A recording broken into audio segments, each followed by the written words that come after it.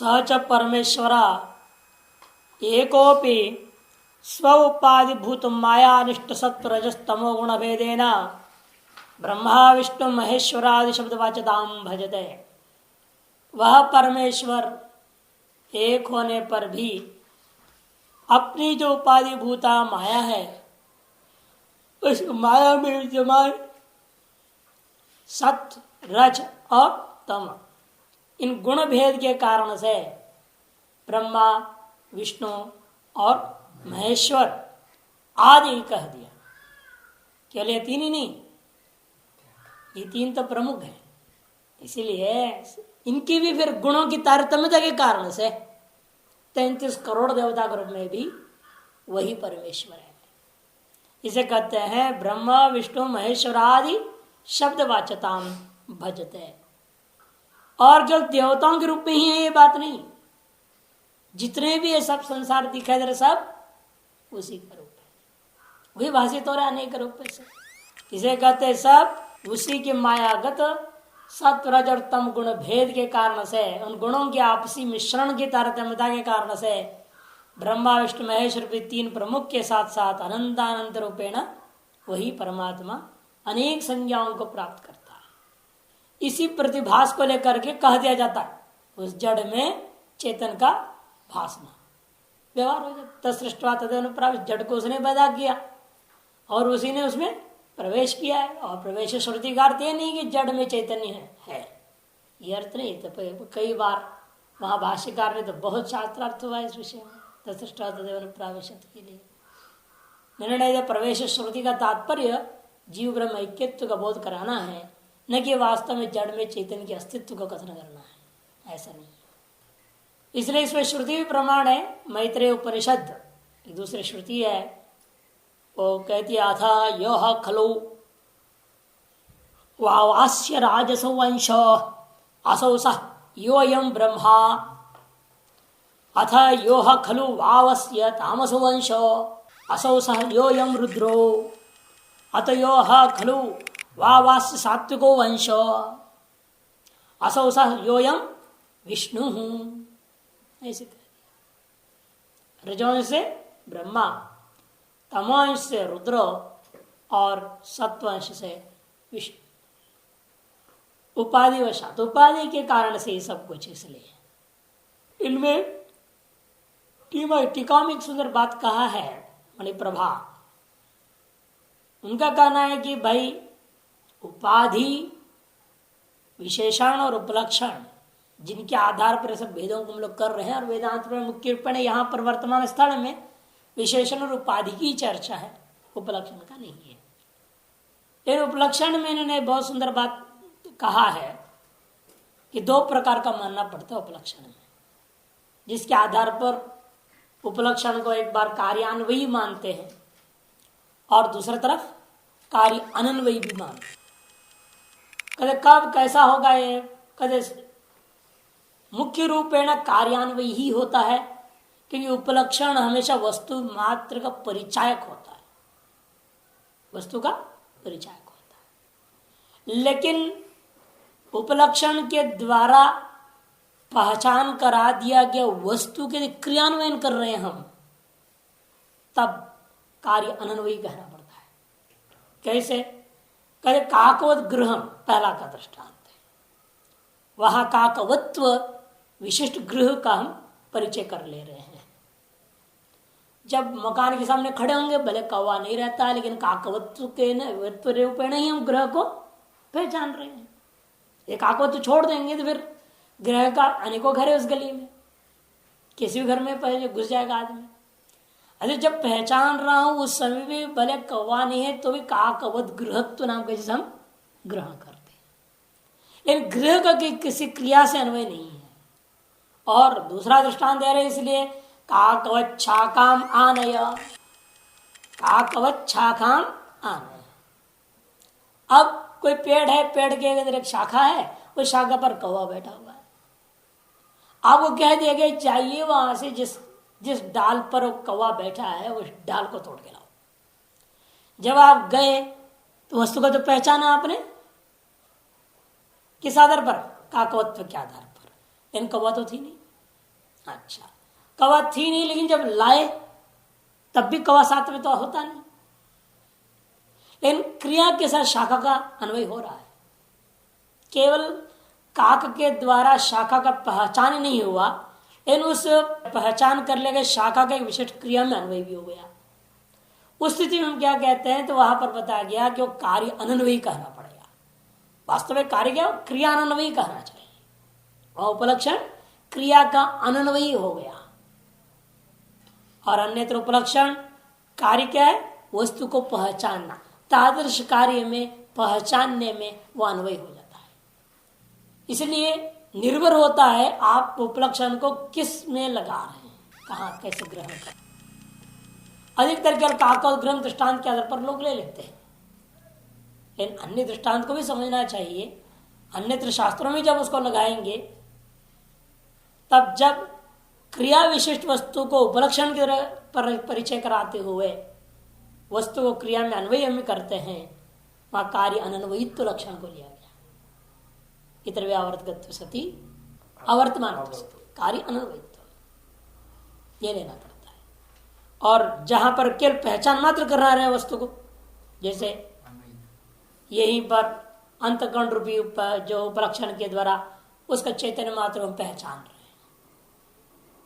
वहां चैतन्य के साथ कोई क्रिया के साथ उसका अन्वय होना नहीं है। जैसे घर को न ला सकते हैं न ले जाते, कुछ भी नहीं होता है, कार्य क्रियान्वय नहीं, वहां पर पहचानना ही केवल कार्य है उस उपलक्षण से।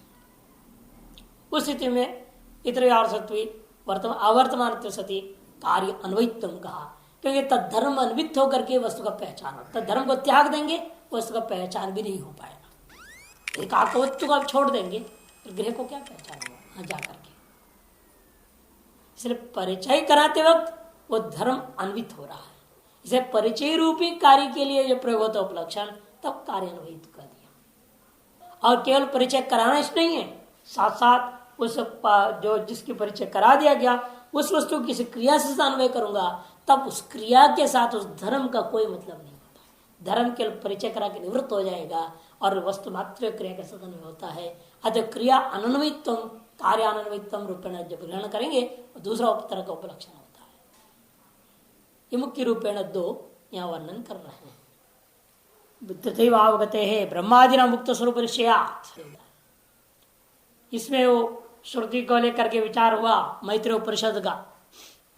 तथैव अवगते यहाँ पर कहते कि भाई ब्रह्मादि नाम मुक्त स्वरूप निश्चयात्, उसके स्वरूप का निश्चय श्रुतियों से और स्मृतियों से होता है कि उन उपाधियों से विशिष्ट वस्तु का अनुभव वर्तमान में किसको होता नहीं ना। ब्रह्मा को कौन देखा है कि रजवंश विशिष्ट है, विष्णु को भी किसने देखा नहीं, वो सत्वंश विशिष्ट है। सत्वंश विशिष्ट मायोपाधिक चैतन्य है, या रजवंश विशिष्ट मायोपाधिक चैतन्य है, ऐसे कौन अनुभव कर पा रहा है। ये तो इसलिए कहते हैं कि ये सब शास्त्रों से मात्र से अवगत वस्तु है। श्रुति प्रमाण के आधार पर या स्मृति पुराण स्मृति प्रमाण के आधार पर इन चीजों को कथन किया जाता है कि ब्रह्मा विष्णु महेश्वर शब्दवाच्यताम भजते है।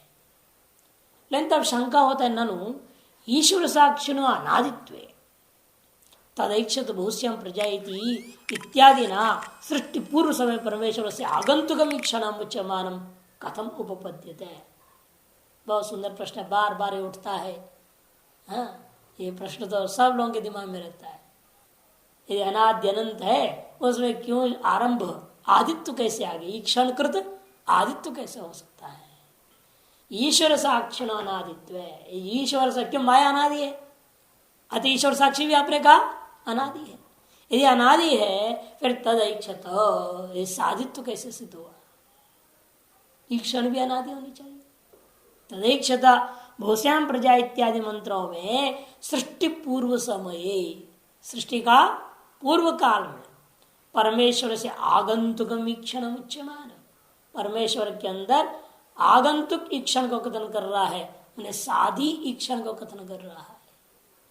ऐसे कथन करते हुए इन श्रुतियों की जो है व्यवस्था आप कैसे उपपन्न कर पाएंगे, कथम उपपद्यते उच्चते। जवाब देते यथा विषेन्द्र सन्निकर्षादि कारणवशन जीवोपाध्यंतकरण से वृत्ति भेदा जायन्ते, ऐसा उपाधि की वजह से साधित हो जाता है। यथा दृष्टांत विषेन्द्र सन्निकर्षादि कारण के वजह से जीवोपाधिभूता अंतःकरण का अनेक वृत्तियों की उत्पत्ति आप मान लेते हैं। ठीक उसी प्रकार से सृज्यमान प्राणी कर्म वशेन, सृज्यमान प्राणी कर्म वशेन परमेश्वरोपाधि भूत माया वृत्ति विशेष जायन्ते। सृज्यमान जो प्राणियों का कर्म की वजह से परमेश्वर को उपाधि भूता जो माया है, उस माया का भी अनेक वृत्ति विशेष पैदा हो जाता है। जैसे अंतःकरण का वृत्ति विशेष का पैदा होने का कारण क्या है? जीवों का ही अपना कर्म है, कर्मों की वजह से प्रेरणा होकर के इंद्रियां व्यापार करने लगती है और विषय की ओर आगे बढ़ती है, विषयेंद्र संयोग हो जाता है। यही कारण बन जाता है कि वृत्ति का उत्पन्न होने के प्रति। अब यहां सब देखिए, लगता तो अन्योन्याश्रय दोष जैसे है ना, नहीं होता है। अब विषयेंद्र संयोग के सन्निकर्ष से यदि वृत्ति पैदा हुई, पहले क्या विद्या सिद्धांत ने कहा, वृत्ति निकल के जगह विषय के साथ संबंध करती है। उसमें संयोगी कौन है? संयोग सन्निकर्ष, सन्निकर्ष इत्यादि कहा था। और अब कहते हैं सन्निकर्ष की वजह से वृत्ति पैदा हो रहा है। वृत्ति के कारण सन्निकर्ष हुआ या सन्निकर्ष के कारण वृत्ति हो गई, तो फिर अन्योन्याश्रय दोष साफ है। हाँ, और परिच्छेद कभी परिच्छेद हो रहा है, जब परिच्छेद जो परिच्छेदक हो जा रहा है, उल्टा बन रहा है ना। हाँ, दोनों वही है, बीजांकुर न्याय। तब कहना पड़ेगा कि भाई देखो, सभी का आधार अज्ञानी जीव का अपना कर्म ही है। संसार जब तक दिखाई दे रहा है तब तक संसार का आधार कौन है? जीव ही है। जीव का अपना कर्म है। कर्म कब से हुए मत पूछो, फिर अन्योन्याश्रय वहां भी आ जाएगा। कर्म जीव पहला कि कर्म क्या? कौन सा पहला होगा? जीव ने कर्म किया, कर्म की वजह से जीव पैदा हो गया, अन्योन्याश्रय वहां भी आ जाएगा। इसीलिए अनादि कहना पड़ता है। जीवों को अनादि माना गया। माया अनादि है, जीव भी अनादि है। ये अनादि के कारण से कर्म आ जाता है। कर्म जीवो कर्म दोनों ही ईश्वर उसी अनुसार एक ही समय पैदा किया। कर्म को भी ईश्वर ने पैदा किया मनुष्य। वो किस कर्म को पैदा किया? वो गलत थोड़ी बोल रहा है। किस कर्म को पैदा किया? जीवन का अपना कर्म को पैदा किया था क्या? कर्म का तात्पर्य वहां यज्ञादि। तो कर्म का तात्पर्य वेद विविध कर्म कांड, हाँ, विसर्ग कर्म संजिता, वो कर्म है। वहां जीवन के कर्म की बात नहीं हो रही, पुण्य पाप की बात नहीं हो रही है। वह कर्म से तात्पर्य यज्ञादि कर्मों का साथ साथ निर्माण किया। ये तो गीता में भी आया ना, उस भगवान ने जो आपको पैदा करके या साथ में यज्ञादियों को दे दिया, जो उसको नहीं करता है फिर अपने उपभोग में उपयोग करता है संसार के वस्तुओं को, स्तेन एव सह, तो वो चोर है। कहानी यज्ञ सहिष्ट सृष्टवा प्रजापति का श्लोक आता है उसमें, गीता जी में है, तीसरे अध्याय में है। यज्ञों के सहित प्रजापति ने जीवों को उत्पन्न किया है, प्रजा को उत्पन्न किया। और ऐसे प्रजा, इसलिए प्रजापति देवताओं के लिए बिना दिए ही अपना भोग करता है, तो वो चोर है। वो साथ नहीं पैदा होता हमेशा, नहीं तो आगे पीछे कैसे हो सकता है? पहले जी को पैदा कर दो, उसके बाद में कर्म कांड को पैदा करो तो नहीं होएगा, एक साथ होता है। और वैसे क्रम बताने के लिए तो क्या है, पहले सब उसने शरीरों को बनाया, है तो परिषद में शरीरों को बनाया। ये शरीर तृप्त नहीं हुआ, जीव उसने कहा ये शरीर ठीक नहीं, ये शरीर ठीक नहीं। अंत मनुष्य शरीर पैदा हुआ तो सब देवता खुश हो गए, इंद्रियाभिमानी देवता लोग, कहा ये ठीक है, हम लोगों के लायक है। फिर उसमें सबको बिठा दिया, बिठाने उसने कहा अब हम क्या करें यहाँ बैठ करके, खाओ पियो। तो क्या खाएंगे पिएंगे? प्राण की सृष्टि किया, खाए तो पचाए कैसे? जब प्राणों की सृष्टि हुई। अब ऐसे ऐसे करके क्रम अलग अलग सृष्टि का क्रम अलग अलग बताया कि अलग अलग श्रुतियों, इसलिए कि जान बूझ के किया गया। सृष्टि का क्रम का कोई निश्चित क्रम भले ब्रह्मसूत्रकार ने किंचित व्यवस्था देने का प्रयास किया है, लेकिन वास्तव में जो है अनित्यता, मिथ्यात्व सिद्ध करने इसलिए जानबूझ के विविध प्रकार से सृष्टि का कथन गहना कर्म। इदम इदानीं सृष्टव्यम, इदम इदानीं पालयितव्यम, इदम इदानीं संहर्तव्यम इत्याकारा वृत्ति विशेष जायन्ते। कैसा तन्वय होगा? प्राणियों के कर्म के वजह से, सृज्यमान प्राणी कर्म के वजह से परमेश्वर को उपाधित माया के अंदर इदम इदानीं सृष्टव्यम ऐसा एक वृत्ति पैदा हो जाता है, इदम इदानीं पालयितव्यम ऐसा वृत्ति पैदा होगी, और इदम इदानीं संहर्तव्यम इस प्रकार की वृत्ति पैदा हो जाते हैं। तासांच वृत्तीनां साधित्वात् तत्प्रति चैतन्यमपि साधित्युच्यते। उन वृत्तियों की साधित्व के कारण से है उस वृत्ति में प्रतिबिंबित जो चैतन्य था उसको भी हम साधि कह देते हैं। गौण व्यवहार, वृत्तियों का साधि होने से वृत्ति में प्रतिबिंबित चैतन्य भी साधि, ऐसे बार हो गया। एवं साक्षित वैविध्येन प्रत्यक्ष ज्ञान वैविध्यम, इसलिए जीव साक्षी और ईश्वर साक्षी ये साक्षी की दो विधता के कारण से प्रत्यक्ष ज्ञान का दूसरे प्रकार से भी दो प्रकार हो गया। पहले दो प्रकार कौन सा था? सविकल्पक निर्विकल्पक, और दूसरा हो गया जीव साक्षी ईश्वर साक्षी। फिर एकदम आरंभ में लौट रहे हैं, प्रत्यक्ष ज्ञेयगतं जप्तिगतं च निरूपितम। सबसे पहले प्रत्यक्ष प्रमा का परिच्छेद जब शुरू हुआ तो हमने ज्ञेयगत प्रत्यक्ष माने विषयगत प्रत्यक्ष और जप्ति माने ज्ञानगत प्रत्यक्ष दो की चर्चा खूब किया है ना। ज्ञानगत प्रत्यक्ष और विषयगत प्रत्यक्ष की चर्चा हुई। निरूपितम इसलिए कहते हैं निरूपण कर दिया गया था। तत्र उसमें भी कुछ विशेष बात कहना हमें बाकी है। उन दोनों में से जो ज्ञानगत प्रत्यक्षत्व है उसका सामान्य लक्षण पहले बताना है। ज्ञानगत प्रत्यक्षत्व से माने जप्तिगत माने ज्ञानगत, जप्ति ज्ञान एक ही चीज है। तीन प्रत्यय भाव में तो जप्ति और जो लुट प्रतिगत ज्ञान से जप्तिगत प्रत्यक्षत्व से सामान्य लक्षण, ज्ञानगत प्रत्यक्ष का यदि हम सामान्य लक्षण करते हैं तो क्या होता है? वो चित्तमेव चैतन्यमेव प्रमा, यही ज्ञानगत प्रत्यक्ष प्रमा है। चैतन्य कहते तो फिर सब जगह चला जाएगा, अनुमान आदि में सब में कहते होने दो। अनुमिति ज्ञान का आपको प्रत्यक्ष होता कि नहीं होता है? अनुमिति प्रत्यक्ष नहीं है, इन अनुमिति का ज्ञान प्रत्यक्ष होता है कि नहीं होता है? अब और क्या, मैंने अनुमान कर लिया, अनुमिनोमी है कि नहीं, अनुमिमाय ऐसा प्रयोग होगा कि नहीं होगा? मैंने अनुमान करके ये सब काम कर रहा हूं। अनुमित्य इदम, ये जो व्यवहार कैसे हो रहा है? मैं आपको अनुमिति ज्ञान का भी प्रत्यक्ष हो गया, व्याप्ति ज्ञान का प्रत्यक्ष होता है, उपमिति ज्ञान का प्रत्यक्ष होता है, शाब्द ज्ञान का भी प्रत्यक्ष होता है। कोई भी ज्ञान हो ज्ञान का प्रत्यक्ष होता है। से ज्ञान सामान्य की ज्ञानगत प्रत्यक्ष की विचार हो रहा है, ज्ञानगत प्रत्यक्ष का विचार, प्रत्यक्ष ज्ञानगत नहीं बोल रहे हैं। ज्ञानगत प्रत्यक्ष का विचार अलग चीज है, प्रत्यक्ष ज्ञानगत प्रत्यक्ष का विचार अलग चीज है। प्रत्यक्ष ज्ञान का भी प्रत्यक्ष हो जाता है। इदम अयं घटः, यह प्रत्यक्ष ज्ञान हुआ है, उसका भी प्रत्यक्ष हुआ, तभी आपका तो घट ज्ञानवान अहम इवार हुआ। घट ज्ञान का भी प्रत्यक्ष हो रहा है ना, मैं घट ज्ञान वाला हूं, अर्थात मेरे अंदर घट ज्ञान उत्पन्न हो गया है, मुझे मालूम हो गया, उसको मैंने अनुभव कर लिया, प्रत्यक्ष कर लिया, तभी आप कहोगे घट ज्ञानवान अहम, ज्ञातो घटो मया, इसे व्यवहार हो जाएगा। इसलिए कहते ज्ञानगत प्रत्यक्षत्व कहने से वह कोई भी ज्ञान हो, सकल ज्ञानों में लक्षण चला जाएगा। यहां तक ब्रह्म ज्ञान में, ब्रह्म ज्ञान को तो प्रत्यक्ष बना, आपको पता चल गया ना, मेरे को ब्रह्म ज्ञान हुआ था, इदम रजतम, यह ब्रह्म ज्ञान था। जैसे अर्जुन को अंत में पता चला, आज तो उसके दिमाग जितना ज्ञान था वो सब भ्रांति थी, नष्टो मोह स्मृति लब्धा कहता है। इसीलिए स्मरण आ गया, अब मेरे को मैं क्या हूं समझ में आ गया, मुझे क्या करना चाहिए समझ में आ गया।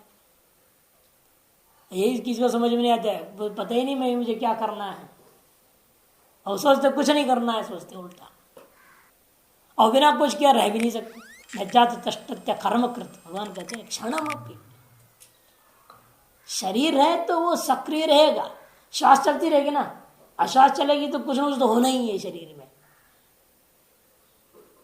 अब जो बैठा है तो खुजलाएगा, कुछ तो करेगा, वो शरीर खुजलाएगा। तो कुछ ना कुछ तो क्रिया होगी, ऐसे नहीं कि नहीं होगी। अब उसको किस दिशा में डालना है ब्रह्म ज्ञान रहते हुए, किस तरह से उसको जो है, क्योंकि यदि ब्रह्म ज्ञानी है तो बात अलग चीज है, वो तो प्रारब्ध कर्मवशात अपना उसका चलता रहेगा। जब ब्रह्म ज्ञानी नहीं है, केवल परोक्ष ब्रह्म ज्ञानवान है, वेदांत पढ़ चुके हैं, तो वो लोग जो आलसी बन जाते हैं वो गड़बड़ है कि नहीं। ये सोचना पड़ता है कि भाई भगवान इसलिए देखो सारा उपदेश सुनने के बाद अर्जुन ने किया क्या, लड़ाई लड़ा। जितने भी लोगों को वेदांत उपदेश प्राप्त हुआ उसके बाद उन्होंने क्या किया है, कोई सब छोड़ के जंगल में जाके बैठे नहीं। सारा वेदांत उपदेश सुनने के बाद स्वधर्म का पालन किया है। बड़ा आश्चर्य की बात है, कोई भी हो। उपदेश के साथ साथ वो अनुभूति करके सामगान का वो बात अलग चीज है।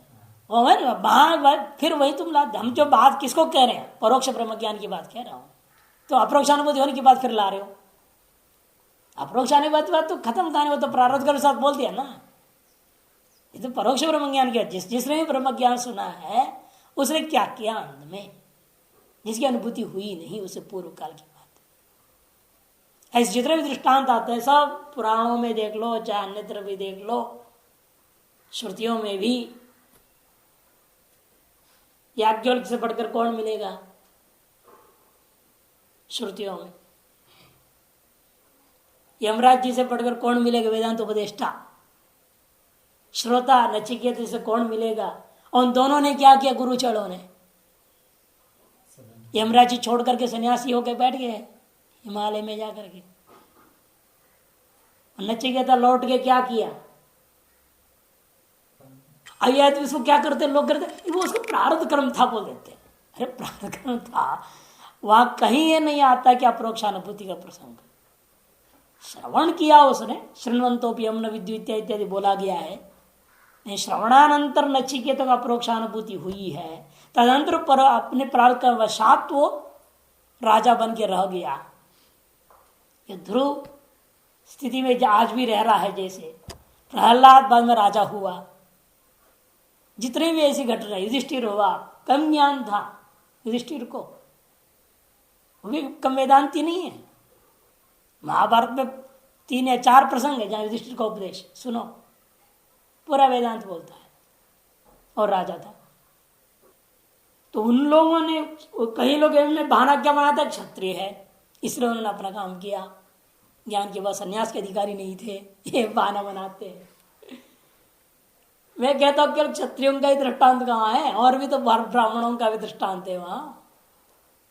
इसलिए फिर मैं श्रोत दृष्टांत में आते याज्ञवल्क्य में तो शुद्ध ब्राह्मण था,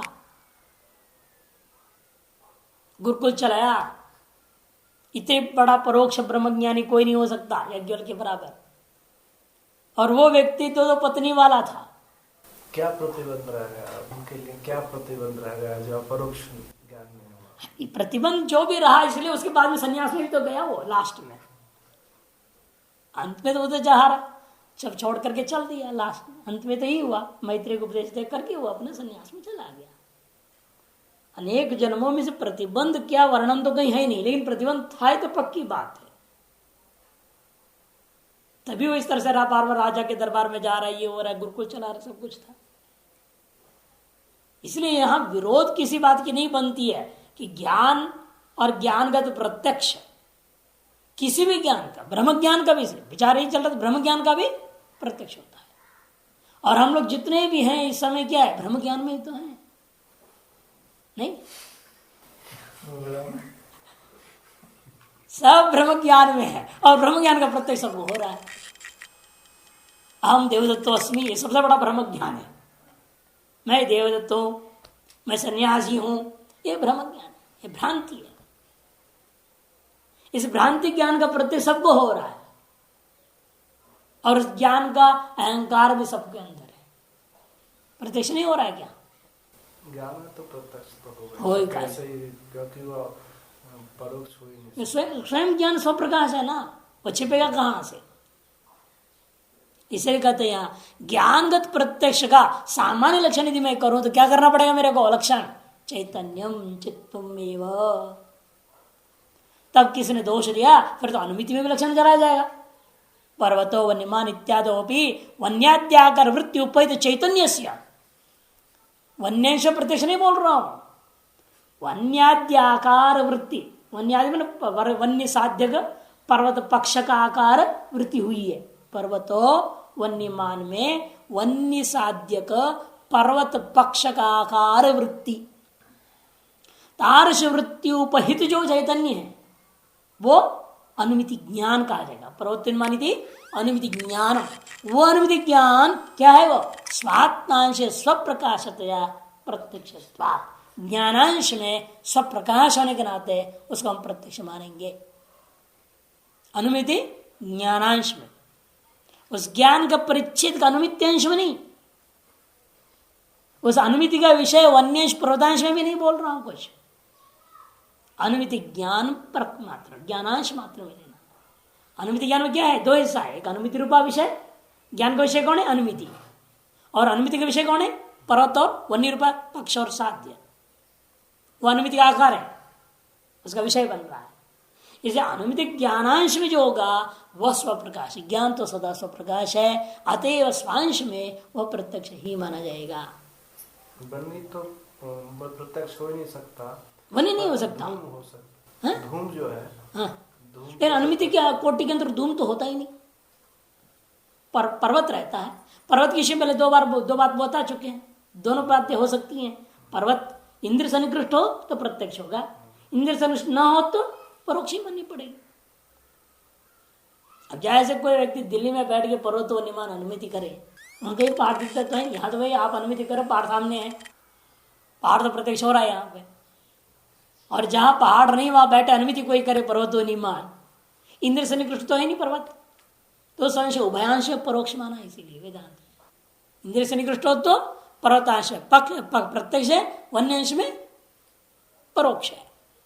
तब उसने एक ज्ञान में दोनों धर्म आगे विरुद्ध सांकर दोष और दिया था, सब खंडन कर दिया। हमारे यहाँ कोई आपत्ति नहीं ऐसे होने में, या तो उनके यहाँ भी बहुत सारे दोष दिया था, न्यायिकों के यहाँ भी दोष आता है, स्वयं देव इत्यादि, उनको क्या मानेगा फिर?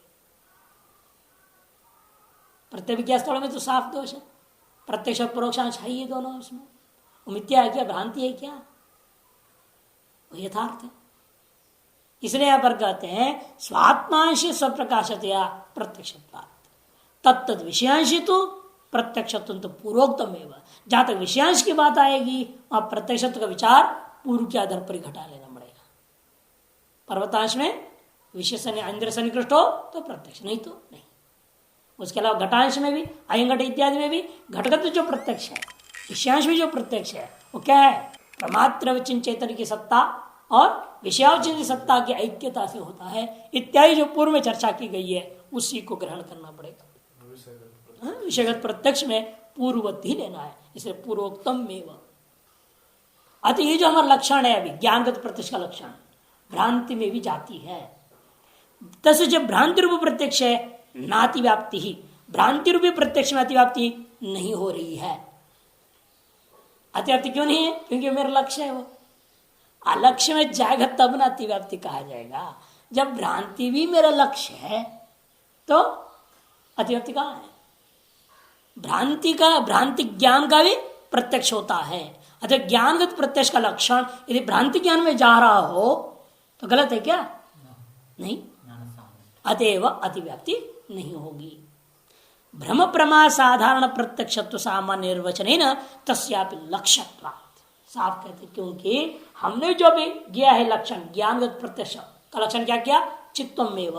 ये जो लक्षण है भ्रम प्रमा दोनों में व्यापक एक साधारण प्रत्यक्षत्व का सामान्य लक्षण निर्वचन हमने किया है। अतएव तस्य मैंने भ्रांतिरपि, भ्रांति भी हमारा लक्ष्य हो गया। अगर भ्रांति ज्ञान सामान्य हो गया। ज्ञानगत प्रत्यक्ष की चर्चा कर रहा हूं, कौन से ज्ञान की प्रत्यक्ष की चर्चा कर रहे हैं? सकल ज्ञानों की। सकल ज्ञान के अंतर्गत भ्रांति ज्ञान भी आ गया, अनुमिति ज्ञान भी आ गया, सब ज्ञान आ गया। अगर ज्ञानगत प्रत्यक्ष की चर्चा जब करता हूं तो वह लक्षण यदि भ्रमादियों में चला जाता है तो कोई दोष नहीं है। और यदि विशेष लक्षण करूंगा प्रत्यक्ष प्रमारूपी ज्ञान का, प्रत्यक्ष प्रमारूपी ज्ञान का करूंगा, केवल प्रत्यक्ष ज्ञान का भी नहीं, प्रत्यक्ष प्रमारूपी ज्ञान का करूंगा तब भ्रांति में नहीं जाना चाहिए, क्योंकि प्रमा से भिन्न है भ्रांति। इसे कहते यदा तो प्रत्यक्ष प्रमाया एवं लक्षण वक्तव्य, जब मैं प्रत्यक्ष प्रमा का ही लक्षण कहने लगूंगा तब तो तदा पूर्वोक्त लक्षण है, पूर्वोक्त लक्षण एक और विशेषण देना पड़ेगा। क्या?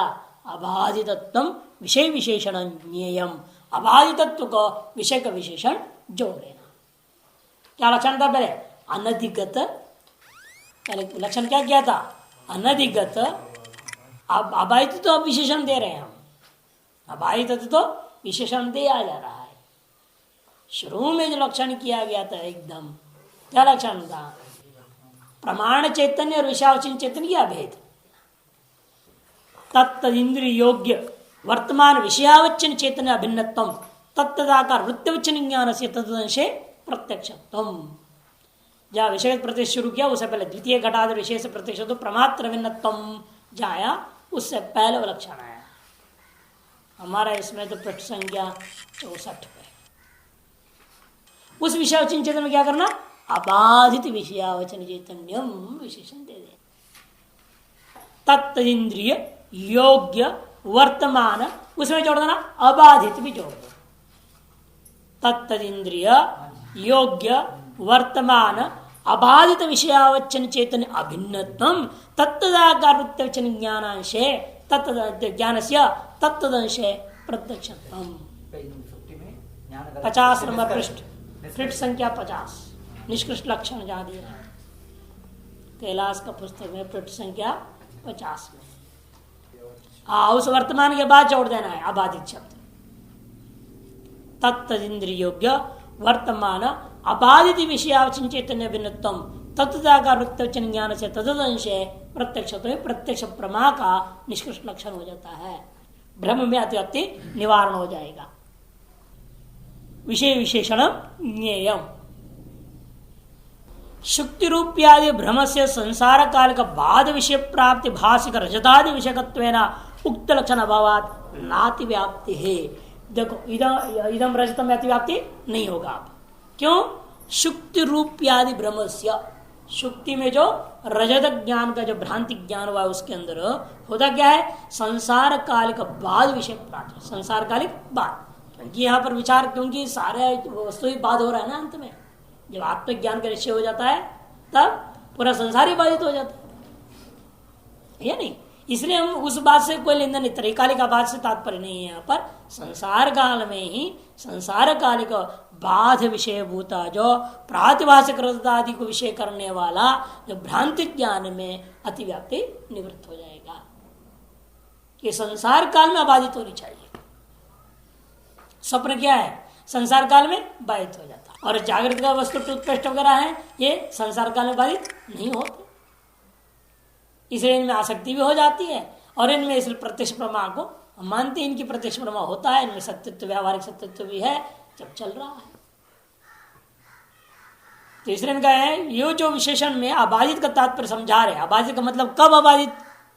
ब्रह्म ज्ञान काल के बाद नहीं, कहते हैं सांसारिक कालिक, संसार कालिक, ये मुख्य बात है। संसार कालिक जो बाद है, तादृश बाद का विषय भूता प्रातिभाषिक रजतादि को विषय करने वाला ज्ञान है भ्रांति ज्ञान, इदम रजतम ज्ञान। उसमें इस लक्षण का अतिव्याप्ति नहीं होगा, क्योंकि हमने विषय का विशेषण क्या दे दिया? संसार काल में अबाधित होना चाहिए। ऐसे विषय का विषयावचन चैतन्य को वृत्तिवचन से अभेद होने पर ज्ञानगत प्रत्यक्षता जो हमने वर्णन किया वह सकल प्रत्यक्ष ज्ञानों में जाएगा, भ्रांति ज्ञान में नहीं जाएगा। लक्षणाभावात नाति व्याप्ति ही। संसार काल का मतलब वही है प्रतीति काल मात्र वृत्तित्व, प्रतीति काल मात्र वृत्तित्व। ये संसार काल में बाध हो गया।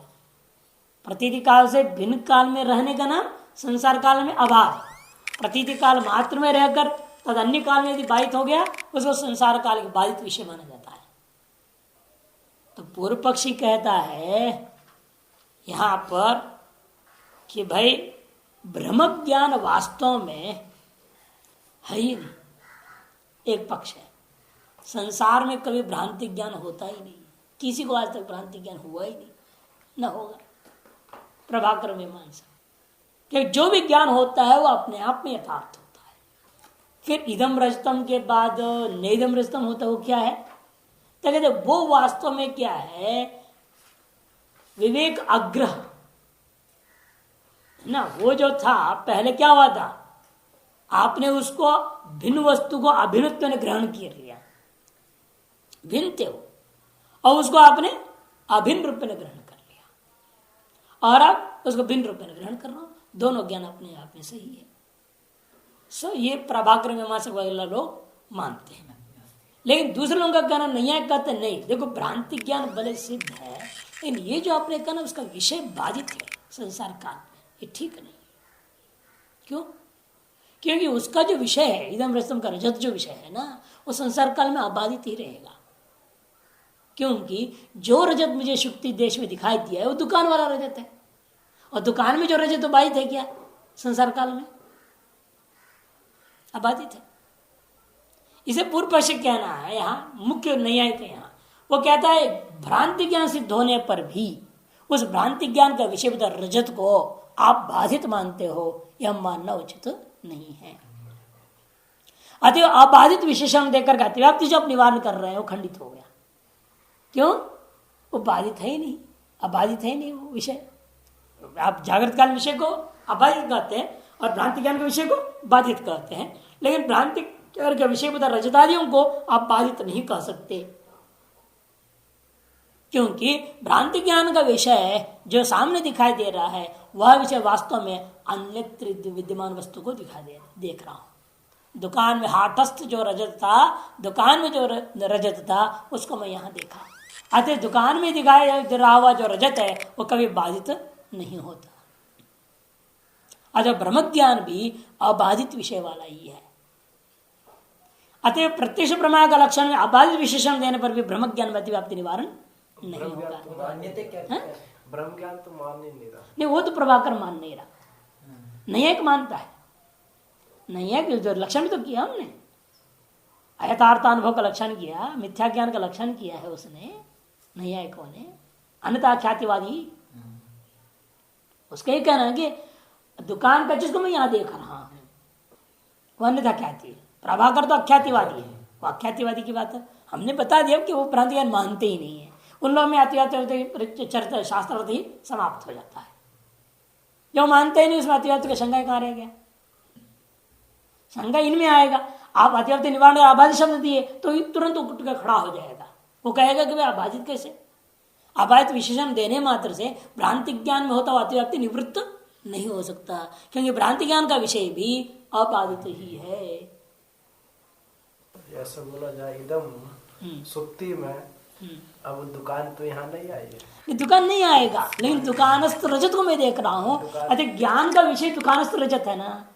अब दुकान में वो सच्चा है, लेकिन ईंधन में कैसे सच्चा रहेगा? ईंधन में सच्चा हो या ना हो, ज्ञान का विषय कौन सा हम ले रहा हूं वो मुख्य है। यदि ज्ञान का विषय में दुकान का वस्तु को ले रहा हूं वो संसार काल में बाधित नहीं है। संसार काल में तो कुछ भी बाधित नहीं, फिर संसार ही है तो चलता ही रहा है। इसीलिए फिर हम भ्रांति ज्ञान बाधित कैसे कह रहा हूं? भ्रांति ज्ञान का विषय को वेदांती इसलिए कहता है कि वेदांति का मत में जो रजत है उसी से वह पैदा हुआ, दुकान का नहीं है। सांसारिक रजत नहीं है, वो प्रातिभाषिक रजत है। और प्रातिभाषिक रजत तद्देश में तत्काल में तात्कालिक रूपेण उत्पन्न होता है। जब तक प्रतीति है तब तक ही रहता है। इसलिए प्रातीतिक रजत भी कहता है प्रातिभाषिक अथवा प्रतीत काल पर्यंत अवस्थित प्रातीतिक रजत भी कहा जाता है वेदांत में। अतः वो बाधित हो गया, संसार काल में वो बाधित मान गया। अब उसको सिद्धांत सिद्ध करना पड़ेगा ना, इसे शास्त्र शुरू किया। प्रातिभाषिक रजत को सिद्ध करने के लिए ही शुरू कर रहे हैं सब। अब नैयायिक ये तर्क देने लगा है कि आपका जो प्रातिभाषिक है उस आप जो व्यवहारिक ज्ञान से ही तो आपने प्रातिभाषिक का ज्ञान लिया है। कोई आपत्ति नहीं हमको, तो इसलिए व्यवहारिक प्रातिभाषिक भी व्यवहारिक ही है, ऐसा नहीं तर्क दे सकता है? नहीं, देखो ऐसा नहीं कह दे सकता। प्रातिभाषिक भी व्यावहारिक ऐसा नहीं कह सकता कि प्रातिभाषिक वस्तु व्यावहारिक वस्तु के संस्कार अधीन होकर के है, यहाँ तक तो बिल्कुल ठीक ठाक है। हम भी इसके विरोध नहीं करें, हम भी कह रहे हैं संस्कार से वहां पर हो रहा है, संस्कार सहकारी कारण हम भी मानते हैं, लेकिन उसको व्यावहारिक नहीं मान सकते। और ना वो मान सकता है। उसके भी जो इदम रजतम में भ्रांति हुआ, उस भ्रांति का विषय पता रजत से कुछ बना सकता है वो? तो स्मृति रूप होने से हाँ स्मृति पूर्व में अनुभव कुछ किया है तभी हाँ, हो सकती है कोई आपत्ति नहीं, उसमें दोष नहीं है। तो फिर उसके मूल में पूर्व रजत जो है जो स्मृति का विषय रहा, अब वो तो हो ही गया, होने दो ना। लेकिन उतने मात्र से प्रातिभाषिक वस्तु में सत्यता तो नहीं आएगी, व्यावहारिकता तो नहीं आएगी ना। प्रश्न वो नहीं उठता है। सबसे बड़ा दूसरा आपत्ति यहाँ पर दूसरे लोग खड़ा करते हैं क्या कि ये संसार को आपको फिर अनादि माननी पड़ेगी। एक प्रातिभाषिक मानता नहीं, कभी नहीं मानता। व्यावहारिक और पारमार्थिक सीधे ही दो। प्रातिभाषिक के नाम का चीज बीच में नहीं है। अच्छा, वेदांत दो भी मानते हैं। कौन? जैसे 3 सत्ता मानी, हाँ 3। अब जैसे मांडुक्य में 2 ही माननी है। ठीक नहीं, मांडुक्य में तो एक ही है, प्रातिभाषिक भी नहीं है। अब जो कुछ है वितथ रूप जो है उसको एक ही सत्ता में को रख दिया, अन्यथा ग्रहण आप ग्रहण एक ही कोटि में रख, एक ही कोटि में रखते, तो वहाँ तो क्या पारमार्थिक सत्ता है और प्रातिभाषिक पारमार्थिक मान। लेकिन कभी भी वेदांत में ऐसा कोई मत नहीं है जहां व्यावहारिक और पारमार्थिक मानते नहीं हो, ऐसा नहीं मिलेगा। उत्तरोत्तर के घटते जाएगा भले, लेकिन हेरा फेरी करते हुए इधर का उधर 2 को नहीं मानते, केवल प्रातिभाषिक व्यवहार मान लो, ऐसा भी नहीं चलता। जैसे शून्यवादी का क्या है, पारमार्थिक कुछ भी नहीं है, शून्यम सर्वम है ना, लेकिन प्रातिभाषिक को मानता है और व्यावहारिक भी मानता है। अपोह सिद्धि में तो प्रातिभाषिक को सिद्ध किया। तो वैसे भी हमारे यहाँ वेदांत में तो सीधा मुख्य पारमार्थिकता सदा है, त्रैकालिक है। उसमें एक स्थिति है प्रातिभाषिकता आ जाती है, फिर उससे भी स्थूल बुद्धि वालों के लिए व्यावहारिकता को भी स्वीकार कर लो। इसलिए ये अंतर है उन लोगों में हमें। अब देखिए संशय कैसा कर रहा है वो, ननु विसंवादी प्रवृत्तिया भ्रांति ज्ञान सिद्धो अपि। विसंवादी प्रवृत्ति के कारण से, तो प्रवृत्ति 2 प्रकार की है ना, संवादी प्रवृत्ति और विसंवादी प्रवृत्ति। सफल जनकत्व प्रवृत्ति, सफल प्रवृत्ति जनकत्व, विसंवादी प्रवृत्तिकत्व संवादी, और विफल प्रवृत्ति जनकत्व विसंवादित्व। संवादी उसे कहते हैं जहां प्रवृत्ति हुआ तो सफल होनी चाहिए। वैसे दृष्टांत कहते 2 चोर एक बार गए कहीं, 2 चोर गए एक जगह पर, कहीं चौराहे पे खड़े हो गए, चारों देख रहे थे कहाँ चोरी की जाए। उस समय उनको 2 जगह से किरण आने लगा, प्रकाश दिखाई दिया। पहले जब घरों में छेद होते ही थे, तो एक जगह से एक छेद से किरण प्रकाश आ रहा है, दूसरे छेद से भी प्रकाश आ रहा है। दोनों निर्णय लिया, भाई दोनों देखने तो लगता है कि बड़ा चमक रहा है प्रकाश, जरूर अंदर हीरा जेवरात कुछ विशेष चीज होगा। तो ये दोनों अपने अपने निर्णय लिया कि मैं इधर जाऊंगा तुम उधर जाओ। दोनों प्रवृत्त हुए, क्या मान करके, सोना चांदी जी हीरा है मान करके दोनों ही प्रवृत्त हुए। और एक गया और भाग्यवशात तो बिल्कुल ऐसे जगह पहुंचा जहां एक मंदिर था घर के अंदर, अंदर में आभूषण लगा हुआ था भगवान को, वो चमक रहा था। वहां दीपक भी जल रही थी मंदिर में, रात 24 घंटा चलते ना, कई दीपक चल रहा, प्रकाश से चमक उठा। और दूसरे के यहाँ गया, वहां तो केवल कांच थी, वो दर्पण था, वहां भी दीपक जल रही थी। कोई काम कर रहा था, वो कुछ कोई भी कारण से कोई जल रही थी, उसके कारण से दर्पण से प्रकाश का प्रतिफलन हो रहा था। अब क्या करे, अब आदमी जो है एक को तो सोना चांदी मिल ही गया, दूसरे को दर्पण मिला। दोनों प्रवृत्त हुए थे एक भ्रांति से कि सोना चांदी है। अब उसमें एक को जो मिल गया उसको क्या हम कहेंगे, उसकी प्रवृत्ति संवादी थी, और जिसे नहीं मिला उसकी प्रवृत्ति विसंवादी थी। और जिसकी विसंवादी प्रवृत्ति हुई है उस प्रवृत्ति के कारणीभूत जो उसके अंदर ज्ञान है, उस ज्ञान को हम क्या कहेंगे तब, भ्रांति ज्ञान। शास्त्र जो संवादी, शास्त्र ज्ञान, हाँ संवादी भ्रांति है शास्त्र। इसलिए पूर्व पक्ष कहना है पहले विसंवादी प्रवृत्ति के द्वारा भ्रांति ज्ञान का सिद्ध होने पर भी उसका विषय बाधित मैं नहीं मानता, ये पूर्व पक्ष कहना है। देखिए अगला पंक्ति, यहाँ तो बहुत बीच में सारे दर्शनों को खड़ा कर दिए। यहाँ पर अख्याति, अन्यथा ख्याति, असत ख्याति, आत्मख्याति, सब ख्याति उनको ले आए यहाँ। तस्य प्रातिभाषिक तत्कालोत्पन्न रजतादि विषयकत्व न प्रामाण्यम। विसंवादी प्रवृत्ति के द्वारा भ्रांति ज्ञान का सिद्ध होने पर भी उस भ्रांति ज्ञान का विषय के बारे में आप जैसा कल्पना कर रहे वेदांती, वो मुझे स्वीकार नहीं है। तस्य प्रातिभाषिक तत्कालोत्पन्न रजतादि विषयकत्वे वह भ्रांति, तस्य माने तस्य भ्रांति ज्ञानस्य, वो जो भ्रांति ज्ञान है, ज्ञान कैसा है वो ज्ञान, वह ज्ञान का विषय प्रातिभाषिक है और तत्काल उस देश उत्पन्न हुआ है, ऐसा जो आप मानते हो वो मैं नहीं मानता। रजतादि विषयकत्वे न प्रामाण्यम। फिर क्या दिखाई दे रहा है वहां पे, देशांतरीय रजतस्य क्लृप्तस्यैव तद विषयत्व संभवात। देशांतरीय माने दुकान आदि में रहने वाला, बाजार में जो विद्यमान था वह जो प्रसिद्ध रजत है जो, वही यहाँ पर ब्रह्म ज्ञान का विषय रूपेण भाषित हो रहा है, ऐसा मानने में कोई दोष नहीं है। तद विषय संभवात इति चेत न, ये नहीं हो सकता।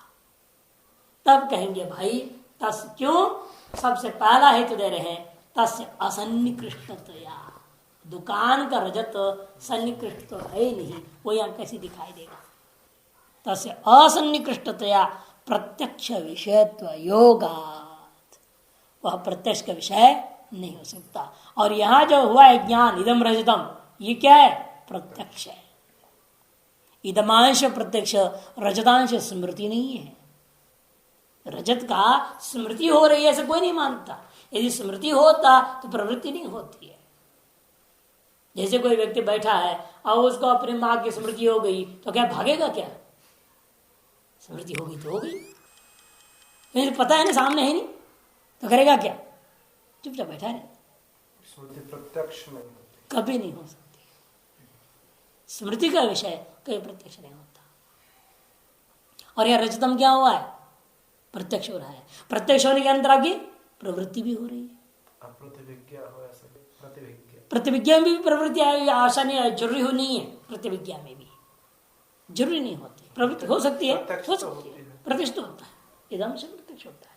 प्रत्यक्ष अब यहाँ पर बना पड़ा तदिदम रजतम, ऐसा होगा ज्ञान, फिर इदम रजतम ज्ञान नहीं हो सकता। तत्तांश भी तो बताना पड़ेगा प्रतिविज्ञा में, तदिदम रजतम जय सोयम देवदत्तः, उसी प्रकार से तदिदम रजतम, तब तो इसको प्रतिविज्ञा बोल देते। लेकिन वो नहीं, यहां तो केवल इदम रजतम है, वो साक्षात प्रत्यक्ष ज्ञान है यहाँ पे। इसे कहते हैं प्रत्यक्ष विषयत्व योगा। सबसे पहली बात तो असन्निकृष्ट है, और असन्निकृष्ट होने का स्मृति कह दोगे, स्मृति कहो तो प्रत्यक्ष का विषय वो नहीं हो सकेगा। प्रत्यक्ष विषयत्व अयोगा। क्या कहते हैं, नहीं, दूरस्थ का भी प्रत्यक्ष होता है। उनके यहाँ एक सन्निकर्ष है, ज्ञान लक्षणा सन्निकर्ष, अलौकिक सन्निकर्ष। लौकिक सन्निकर्ष 6 हैं, अलौकिक सन्निकर्ष 3 है ना। तर्क संग्रह पढ़ाते तो हमने बता दिया था। लौकिक सन्निकर्ष तो 6 हैं, संयोग सन्निकर्ष, संयुक्त समवाय, संयुक्त संवेद समवाय, समवाय, संवेद समवाय, विशेषण विशेष भाव सन्निकर्ष, ये लौकिक है। अलौकिक 3 है, सामान्य लक्षणा, ज्ञान लक्षणा, योगज लक्षणा। सामान्य लक्षणा सन्निकर्ष जो घटत्व जाति को लेकर के सकल घट की जो प्रत्यक्ष अनुभूति हम मान लेते हैं उसको सामान्य लक्षण सन्निकर्ष कहेंगे। एक घट को दिखाया गया, उसमें विद्यमान घटत्व जाति का बोध करा दिया गया, उस एक घट में विद्यमान घटत्व जाति का बोध होते ही बराबर तादृश संसार में सकल घटों का ज्ञान आपको हो गया। इसलिए अन्यत्र जहां कहीं भी आपको घट देखेंगे ये क्या है आप नहीं पूछेंगे, देखते ही समझ लेंगे घट है। नहीं तो हर बार पूछना पड़ेगा आपको ये क्या है। जब जब देखोगे, जब आदमी को भी देखोगे तो पूछना पड़ेगा ये कौन है, ये आदमी है, हर बार बताना पड़ेगा। लेकिन आप एक बार एक आदमी को दिखा दिया, तो आदमी को भी दिखाने की जरूरत नहीं, तो आपको एक चित्र में दिखा देते हैं, है ना। जब स्कूल में पढ़ाते हैं एक चित्रों का भरा हुआ पुस्तक होता है, A for Apple, B for boy लिखा रहता है ना, ओ मैंने अंगूर, है ना। वो चित्र देख रहे हैं, वस्तु तो देखा भी नहीं आपने, वो चित्र में जाति ग्रहण हो गया आपको, और बाद में मार्केट में वस्तु दिखाई देगा तो अंगूर को नहीं पहचानोगे आप। तो जाति के द्वारा वस्तु का सार्वत्रिक बोध हो जाता है, उसको क्या मानते हैं वो सामान्य लक्षणा सन्निकर्ष। और दूसरा ज्ञान लक्षणा सन्निकर्ष, ज्ञान लक्षणा सन्निकर्ष, क्योंकि सामने इंद्र का सही हो गया ना, सुरभि चंदनम इत्यादि में ज्ञान लक्षण सन्निकर्ष मानते हैं। सुगंध आ गया, उसे चंदन की प्रतीति मान लेते हैं। या चंदन दिखाई दिया सामने तो सुरभित्व का प्रतीति आप कर लेते हैं। कैसे कहते हैं? वहां इंद्र से वस्तु के साथ इंद्र का संयोग हुआ। उस इंद्र का संयोग कहाँ है? मन के साथ। मन का संयोग आत्मा के साथ, और आत्मा के अंदर अनादिकाल से कभी अनुभव किया हुआ ज्ञान पड़ा है, सुरभि चंदनम। तो इंद्रिय संयुक्त, मन संयुक्त, आत्म में समवेत ज्ञान रूपी विषय है, जिसका ज्ञान विषयता एक संबंध कल्पना करता है। इधर लंबी संबंध नहीं है, कल्पना करेगा। इंद्रिय संयुक्त, मन संयुक्त, आत्म संवेत ज्ञान विषयताक संबंध से जो ज्ञान आपके हृदय में है, कभी दुकान में देखा हुआ एकदम रजतम, वह ज्ञान सामने में रजत को प्रतीत करा देता है, प्रत्यक्ष करा देता है। सामने एकदम तो दिखाई दे रहा है मेरे को, उसी वजह से हमारा इंद्रियां उसको लेकर के मन के पास पहुंचे, और मन आत्मा में पहुंचा, आत्मा में उस इदम के साथ जुड़ गया। किसी अन्य काल अनुभूत जो इदम रजतम ज्ञान को लेकर वहां का रजत को जोड़ लिया, कि इदम मात्र गया नहीं इंद्रिय के द्वारा, साथ चाकच की जो चमक दमक जो था ना, वो सारी चीज संस्कार, वो सब चीज के साथ विषय उसके साथ गया है, इदम के साथ। और क्या इसलिए आपके हृदय आत्मा में यदि भी अनंत अनंत ज्ञान है, केवल रजत ज्ञान ही है क्या? अनंत ज्ञान है। लेकिन जो इदम के साथ जो जो चीज गया है, गुणाभास, जिसको हम क्या कहते हैं, गुणों का आभास हुआ है ना, उनको प्रत्यक्ष हुआ है, वो गया है। चाक चिक्की वगैरह, नील पृष्ठ कोण इत्यादि जो है वो अंदर घुसा इंद्रिय के द्वारा इदम के साथ, और वो स्वान रूप ज्ञान को, संस्कार को जगा लिया। वो क्या था? वो रजत का, कभी सर्प का, कभी अन्य चीज की। जो जो इदम के साथ जो जाएगा, उस वह गुण स्व अनुरूप ज्ञान के जो आत्मा के अंदर विद्यमान जो ज्ञान का संस्कार है, उसको जागृत कर लेता है। वो संस्कार जो स्मृति ज्ञान है, उस स्मृति ज्ञान का अंश में विद्यमान जो रजत है, वह रजत इस इदम के साथ जुड़ जाता है। तो इदम रजतम ज्ञान आत्मा में उत्पन्न हो गया, वो प्रत्यक्ष हो जाता है। नहीं है, क्योंकि ये प्रक्रिया है ज्ञान लक्षणा से निकर्ष से। ये क्या है? अलौकिक से निकर्ष, ज्ञान लक्षणा से निकर्ष के द्वारा आत्मा में इदम रजतम या प्रत्यक्ष ज्ञान हो गया, ये मानते उसको होते न च ज्ञानम तत्र प्रत्याशति ही। तत्र तारस भ्रांति प्रत्यक्ष में, प्रत्यक्ष विषय ज्ञान ज्ञानम प्रत्याशति, ज्ञान प्रत्याशति कहते हैं सन्निकर्ष। ज्ञान ही सन्निकर्ष हो जाएगा, ज्ञान ही सन्निकर्ष हो जाएगा, ज्ञान लक्षणा सन्निकर्ष होगा। तब सिद्धांत बड़ा जबरदस्त दोष देगा